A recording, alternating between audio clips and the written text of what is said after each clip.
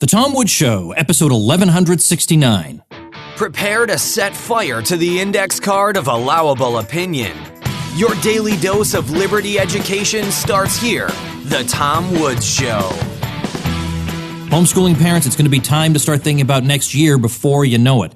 Let me recommend to you the self-taught Ron Paul curriculum, which I've been using with my daughters. It's going to preserve your mental health while it gives them a top-notch education. Plus, get $160 worth of free bonuses when you use my link, ronpaulhomeschool.com. Hi, everybody. Tom Woods here. We've got rather a young fellow today as our guest. It's Keith Knight, who is the host of the videos you will find on the YouTube channel Don't Tread on Anyone, which I'm going to link to at tomwoods.com/1169. But in particular, he has just released a video called The Ultimate Red Pill. And this takes all the best anti-state public speaking you have ever seen, takes all the best snippets, smushes it together into one make your head explode video. And I think it's such a service to all of us that I wanted to have him on to talk about it. Keith, welcome to the show. Tom, thanks so much for having me on. I've been liking you since I heard you on Dennis Prager's show, and I was a conservative some years ago. So this is great for me. Thanks for having me on. So that did reach somebody. How about that? Okay, that was you were a real youngster then. That was years ago.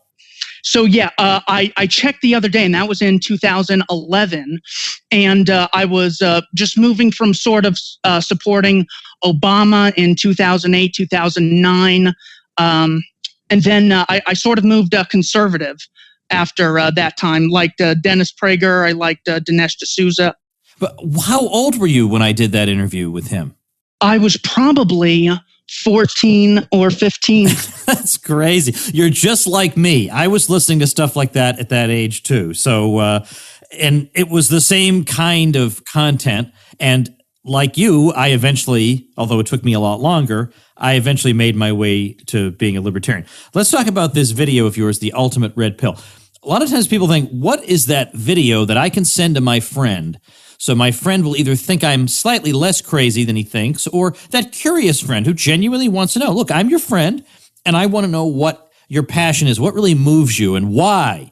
And so we look around, and we find this little 2-minute clip, and we're not totally satisfied. We find a 10-minute clip. We say, oh, this one's pretty good. But what you've done is you have put together a massive compilation. Now, it's not like you expect that your friend is going to sit through the whole thing, but my thinking about it is this. I don't know if you had the same thought. But for some people, for the people who are destined to join our side, they hit play on this thing and they think, all right, I'll watch a couple of minutes of this. And then they just keep watching and they keep watching and they keep watching and they can't take their eyes off it. And they don't want to admit it to themselves, but they can't stop watching. That would be, if I were you, the goal that I would have in making such a long video. Am I on the right track? Absolutely, yeah. So I really try and open it up with, okay, give me 15 seconds of the best thing I got. And I start off with David Friedman in a quick clip. Then we go into Owen Benjamin. Now, the thinking is that we start off with an intellectual making a cool point, and then you get a comedian talking about something very serious, and they talk about important things. So I really try to get right into it and not waste people's time. So even if people are on there for literally 30 seconds, you get David Friedman and a great point by Owen Benjamin, and it's 5 hours and 10 minutes long. And I basically did this to combat the universities. I was watching Ayn Rand on Phil Donahue's, and I forget how long ago that was recorded, but she said, watch out for the universities, they're hotbeds for socialism and Marxism. And then reading into a guy named Antonio Gramsci had an operation or an idea, sort of the long march through the cultural institutions. Long story short, I'm like, okay, if I could get one school day, 6 hours of someone's time, if I could just get one school day compared to the 5 days a week for 12 years that people are in government schools, if I could combat that with one day, what would I put into those 6 hours? So I found 66 clips, put them all together. I got people like, you're in there a few times. I got Michael Malice, Stefan Molyneux, Robert Higgs. I got Oh gosh, now I'm blanking on the name. No, yeah, but it's everybody. It's everybody. It's all over the map. Larkin Rose is in there, I'm pretty sure. It's from all over the spectrum, too. It's not like it's just like it's a right-wingy thing or a left-wingy thing. It's an all-wingy thing. And it's on all the stuff that we all agree on, expressed as persuasively as we can possibly express it. So, by the way, of course, needless to say, the episode show notes page is for this episode number is tomwoods.com/1169. And needless to say, this video will be linked there. So I urge you to check that out. Before we go on, you have a YouTube channel. Just say a word about that, and then we'll talk more about your video. So my YouTube channel is Keith Knight, Don't Tread on Anyone. But YouTube, I went to look at an old playlist of mine. It had 200 videos that I added, and now 50 videos have been deleted from different channels that I just added to a playlist. So I've now started to diversify my portfolio, and now I'm on BitChute, archive.org, minds.com, and I'm looking to get a Steemit account. So yeah, that's my channel. I advocate libertarian anarchism, voluntarism, anarcho-capitalism. I have some great interviews with Scott Horton. I feel like they're really productive. Even though they're long, I think him and I go from, the sinking of the Maine to the founding of ISIS in 2011. So we cover a lot of ground. I have 4 hours of interviews with Larkin Rose, just me and him. I got 2 hours with Stefan Molyneux. So yeah, that's basically my channel. All right. Well, that's great. I'll link to that also at tomwoods.com/1169. I'm not going to say your age other than, well, people probably figured it out from my thing. I'm right to say I already know your age. Pretty young guy, but you got a lot of things figured out here. So based on what you know and based on some of the ideas that are expressed in this red pill video, and you're trying to talk to somebody who believes in the state, which is 99.999% of humanity, where do you start? What's the first thing you say to get them to think differently? I would say the first thing is violence, even when a group of people called government engages in it. So a lot of what we see are euphemisms for this violence. Their theft is called taxation. Their slavery is called a draft. Their mass murder is called war. So sort of these things to get people to think consistently. So not really just memorizing arguments, but getting people to hold government to the same standards they would hold anyone else. So one thing I did yesterday, there's a big Red for Ed operation going on in Arizona. And I was just talking to a guy and I said, so what do you think about this? I don't force you to fund libertarian research and false flag history research. Is that fair? And he goes, yeah, of course. You shouldn't be able to force people to fund things they don't desire. And I said, well, would you extend that courtesy to me that I just did to you? I really do feel that after reading the works of, John Taylor Gatto, Anthony Sutton, Charlotte Thompson Iserbit, Johann Fichte's address to the German nation, I don't believe public schools are a productive use of time, money. Would you allow me to opt out of funding those? Now, regardless of whatever he says, of course, he's not giving the myth up right away, but something like that gets people to reconsider their positions. Or, something like you could ask them, is it okay to force someone to perform an action against their will? And they'll say, no, that's slavery. Well, the U.S.'s closest ally on the planet, Israel, has a draft, which is forced labor. So things like these are the messages I try to get across to people. I try to communicate to them to get them interested in voluntarism and just thinking critically about government. Well, in that case, they're more or less reduced to saying, my principle is nobody should be forced to do anything against his will unless I think it's really important. Then you think, well, is that really a consistent principle that you would really want to uphold? Nobody should be forced to do anything he doesn't want to do unless I think it's important.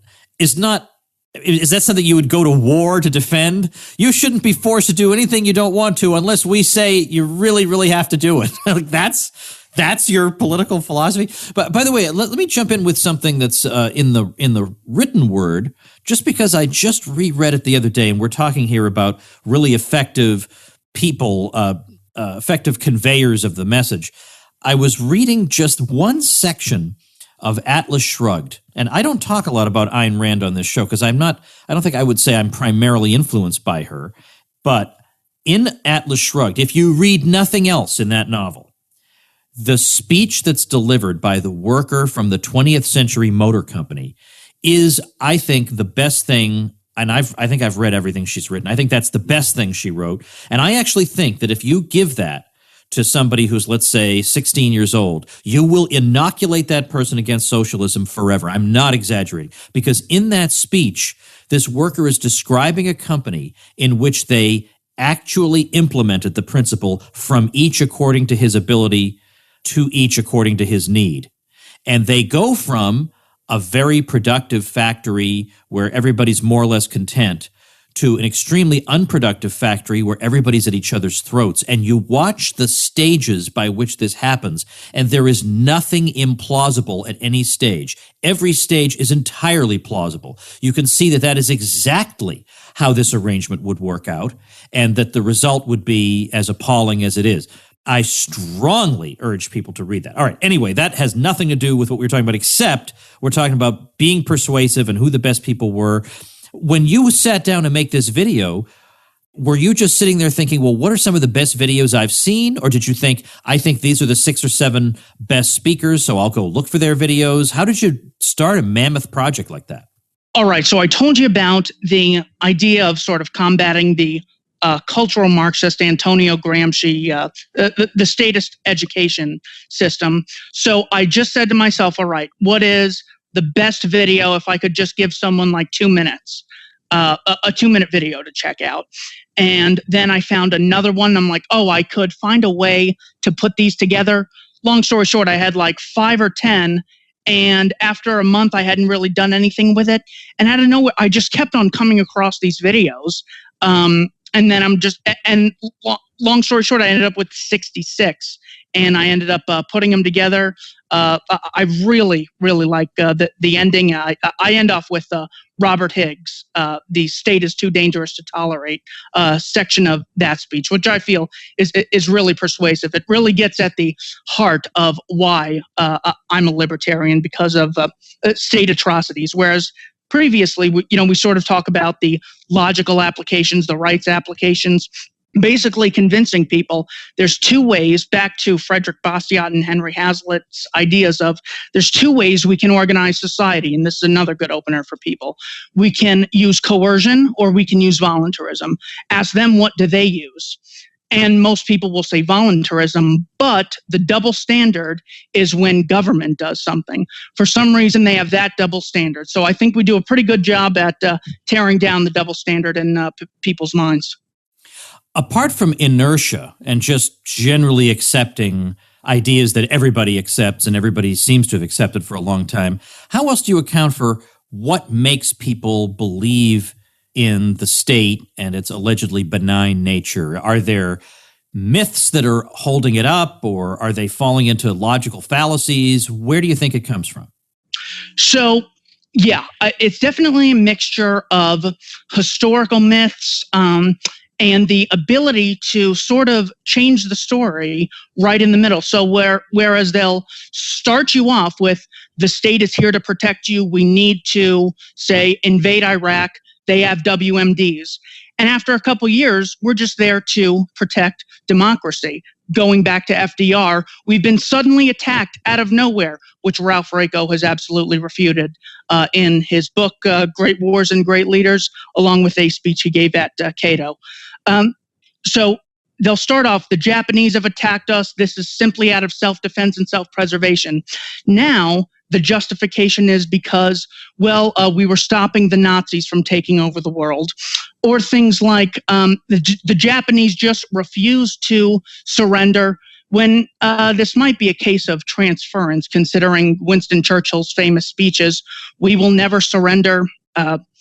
We also have Joseph Stalin and the communist operation openly advocated for world communism.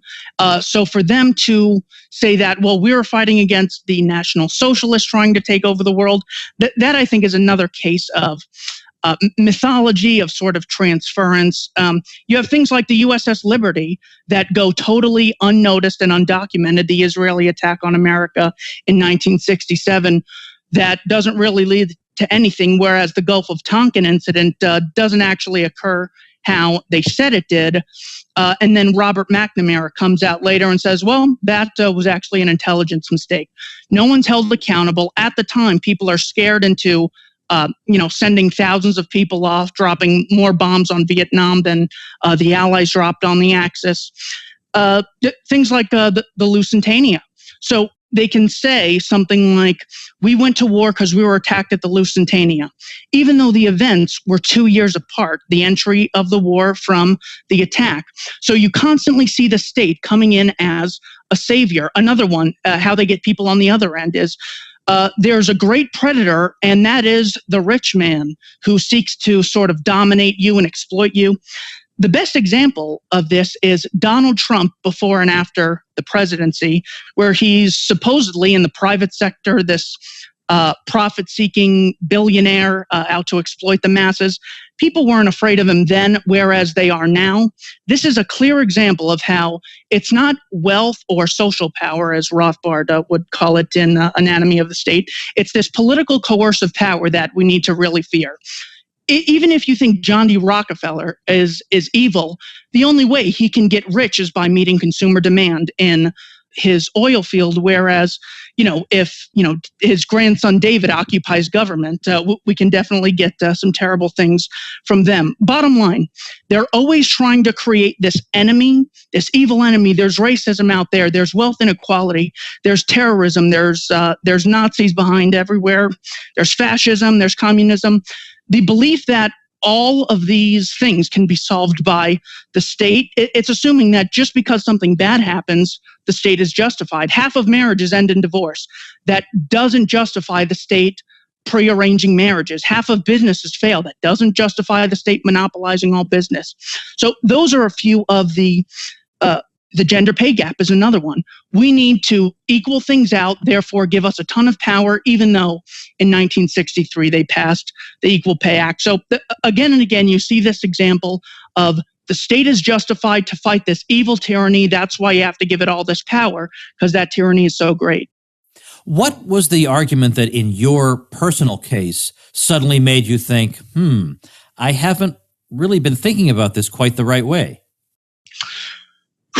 As far as well, in other words, in the old days, you told me you were a pretty standard conservative, and conservatives don't say that the state is per se a problem. It's just that it's abused or there are the wrong people in charge or whatever. At what point did you say this goes way beyond abuse or the wrong people are in charge? So I was actually hit on both ends with this one. So I like listening to Stefan Molyneux. Thought he had great reasoning behind a lot of his arguments, still does. And so he was really making the logical case. And then when something like Bradley Manning, the soldier formerly known as Bradley Manning, releases Collateral Murder, is the name of the whistleblower footage. And seeing that, my mind went from war happens, there is collateral damage, no one's perfect, to those innocent people were just murdered. Am I going to defend that? And seeing it really made it real to me. And that's, of course, why you get, I believe, Anthony Gregory cited Barack Obama having gone after more whistleblowers than all previous presidents combined. Once that's real to you and you see it, then it just strikes this motivation in you. And that's what really made me switch on something like foreign policy with things like taxation and regulation. Here's a great example. I was a conservative and I'm listening to Ron Paul. And in the debates, they said, should there be a minimum wage? And he said, no. And he basically said no. And I said, all right, forget these people. They're lunatics. They don't even believe in a minimum wage. I then came across an article that just came out and said, the minimum wage hurts the people with the fewest amount of skills, the least amount of experience. It also hurts smaller businesses that can't afford to comply with regulations along with the minimum wage, helping bigger business. It gives consumers less choice now that there's fewer businesses. It gives employees less choice, makes the markets less competitive, and the real reason we're against the minimum wage. It's immoral to force people to contract a certain way when they're voluntarily engaging in an exchange.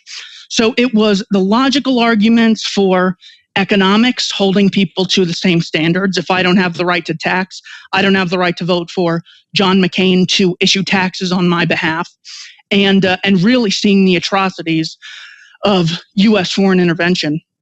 Wow, geez, and to have this all figured out by your age, man, I would have killed for that. It took me a long time to put all those pieces together. I'd get one piece, and then I'd lose another piece, then I'd get that piece back, and then the first one. But I would say, in my defense, I didn't have the internet in my day. I had to go back and read physical magazines. I had to go to the library and order books through interlibrary loan. Jeez, you young whippersnappers. But good. I'm glad the thing is getting out there. So have you had any response to your video? You know what? I've gotten very good responses. The main criticism being that it is very long. Also, some volunteers have said, well, first of all, to address the long part, yes, it is long, but the goal is to give you one day of anarcho-capitalist schooling to combat the 12 years of statism that we get. So that has been a criticism, but that's the foundation and purpose of the movie. A lot of people have really liked it, and maybe the only ones who direct message me are the ones who are my friends who are going to say it's good anyways. But I really put a lot of thought into this. I really feel like it's valuable. I got guys like Adam Kokesh doing man on the street interviews. Overall, it's been very positive. I think I'm at like 2,000 views right now, but either way, I'm very happy with the response overall. Yeah, it needed to be done. And by the way, those man on the street interviews are really Adam at his best, if you ask me. He just lets people talk, and then let's see where their answers wind up taking them, because a lot of people are answering questions that they haven't really thought about, or that haven't. And in fact, I remember there was one interview he did. He was talking to a huge guy who had been in the military, who had overheard Adam saying something negative about the military, and he was going to go let Adam have it. And now Adam's a big guy, but this guy was like two Adams, if I remember it correctly. And Adam just kept us cool, just talked him through it, asked questions. And by the end, the guy said, we're cool. Yeah, it's fine. There's no problem with what you're saying. I'm not sure I could have done that. So, hats off to people who have particular skills. And man, does he have a particular skill. What's your next project now that you've done this? Retire? No, you know what? I was just thinking about that yesterday. The next thing I really want to work on is sort of understanding critical theory and political correctness. I think these are two very big ones. I also want to go make a documentary on just a collection of lies told to us by the mainstream media and basically government. Boy, why has this not been done? I mean, yeah, I'm sure you can find little examples here and there, but not systematically. This is very important. It's great. But I think a great way to sort of attack the state is to attack the high priests of statism. So showing the politicians themselves saying one thing and doing another. You can obviously find those examples in one or two, but if I put together, another 6-hour compilation or something about that, then it might really sink in that the belief that, well, without these people, bad things might happen. Well, as a causal result of these people, a lot of things happen. And who do you think's attracted to this sort of position of power? People come from all over the world to get a slice of this U.S. government. Madeleine Albright, Soros, Brzezinski, Kissinger. People come from all over the world to get a piece of this because they know once they're in, they can lie to the public, do whatever they want, loot the treasury, lie about wars. Bill Kristol saying, what did he say? The Iraq war will last 2 months. It's not going to be a Vietnam. And he's verified on Twitter, still gets a slot on Bill Maher, Ellen DeGeneres, smiling with George W. Bush, just mass murderers that people will forgive so long as they do it under this guise of statism. So my next project is going to be really attacking the halo of legitimacy that the state has. All right. Well, listen, that's such a great project, and this is a great project. And I think, I want to see if it works. I want to see if you can send it to your friends. Will they just sit? I know maybe they won't necessarily watch it. How many hours long is it? It's long. It's crazy long. It's 5 hours and 10 minutes. 5 hours and 10 minutes. But again, compared to what? Yeah, an episode of Family Guy. Okay, it's very long, but not compared to the amount of time we spend at government schools doing busy work. Oh, absolutely right. No, I loved it. It's comparable to that. That's absolutely right. And then secondly, think about that moment when everything hit you and you decided, I have to watch every video I can on this. Well, now you don't have to scramble around looking. You got it all there. Or when your friend writes to you and says, okay, wait a minute, I think you might be right. Well, instead of your friend having to scrounge around YouTube, it's all there in this one convenient spot. So it's just terrific. And I love the fact that you have I don't mean to be condescending, but now that I'm 45, I can talk like this about youngsters, that you have the youthful exuberance and energy, because we sure need that. I want more. We need more people in their 20s that I've heard of that are out there doing important work. There are some, but we need way, way more because we got so many Bernie people out there. So I'm really glad that you're doing what you're doing, and I do want people to check out that video and your YouTube channel, both of which I will link to at tomwoods.com/1169. Now, if you're not salivating at look, also while you're eating lunch at work, and maybe you're eating by yourself in your cubicle or something, 10 minutes a day, you can watch a little bit of this, and you'll learn a little bit each time, and you'll be able to anticipate and respond to arguments more effectively. Anyway, I think I've sold it pretty well. So tomwoods.com/1169 is where to go for it. And Keith, thanks so much for what you've done. Tom, really appreciate your time. All right, before you go, check out libertarianhouse.com, created by a listener of this show. The author, Mila, escaped the Soviet Union as a child. Very, very interesting background. She's now a stay-at-home mom and wife. Before the birth of her first son, she received an MA in biological anthropology and an MPH in nutrition and worked in health research. Her website, she says, exposes government and establishment misinformation and goes after feminism and Hollywood. She says that she's arguing in favor of unconventional choices all the way from, let's say, grain-free eating to homeschooling. So there'll be a lot that you'll enjoy over there at libertarianhouse.com. I'll link to that also at tomwoods.com/1169. And remember, you can get a nice shout-out like this if before you start your site, you get your hosting through my link. You're going to get the best deal that Bluehost has, and you're going to get publicity from me, plus membership in my bloggers group and other great bonuses that will help you as a beginner get started in all this. So how to get those things, check it out at tomwoods.com/publicity. I'll see you tomorrow. Become a smarter libertarian in just 30 minutes a day. Visit tomwoods.com to subscribe to the show for free, and we'll see you next time.